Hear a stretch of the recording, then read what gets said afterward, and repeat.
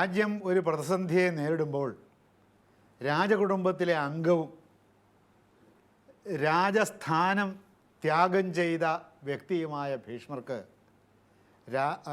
രാജ്യത്തെ അരാജകത്വത്തിൻ്റെ പ്രതിസന്ധിയിൽ നിന്ന് വിമോചിപ്പിക്കാനുള്ള ആത്യന്തികമായ കർത്തവ്യമുണ്ട്.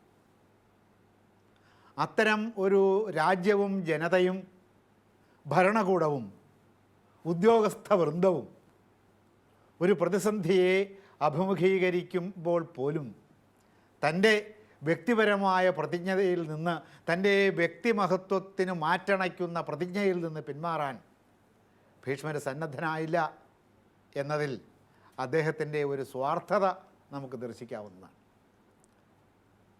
പക്ഷേ ഭീഷ്മർ ലൗകിക ജീവിതം നയിക്കുന്നയാളാണ്, ഭൗതിക ജീവിതം നയിക്കുന്നയാളാണ്, കൊട്ടാരത്തിൽ ജീവിക്കുന്നയാളാണ്, രാജ്യത്തിൽ ജീവിക്കുന്നയാളാണ്. വ്യാസൻ അങ്ങനെയല്ല.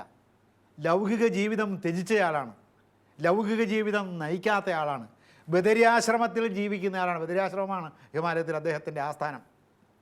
ബദരിയാശ്രമത്തിൽ നിന്ന് തപസ് ചെയ്യുന്നയാളാണ്.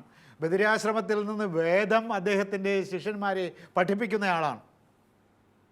പക്ഷേ രാജ്യത്തിനൊരു പ്രതിസന്ധി വന്നപ്പോൾ, ജനങ്ങൾ അരാജകത്വത്തിലേക്ക് വഴുതി വീഴും എന്ന ആശങ്ക ജനിച്ചപ്പോൾ, ജനങ്ങൾക്ക് വേണ്ടി പ്രവർത്തിക്കാൻ അദ്ദേഹം തയ്യാറായതുകൊണ്ടാണ് അദ്ദേഹത്തെ സർവഭൂതഹിതേ രഥ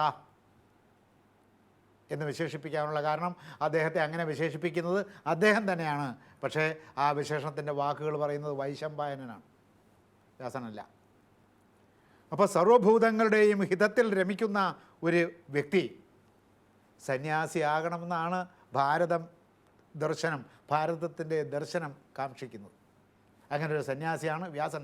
അതുകൊണ്ടാണ് രാജ്യഭരണത്തിൽ ക്ഷത്രിയ ധർമ്മമനുഷ്ഠിക്കേണ്ടുന്ന, രാജ്യഭരണത്തിൽ താല്പര്യമുള്ള, അതിൽ മുഴുകി ജീവിക്കേണ്ടുന്ന ഭീഷ്മർ അപ്പോഴും ഭരിച്ചുകൊണ്ടിരിക്കുന്നതും ഭീഷ്മർ തന്നെയാണ്.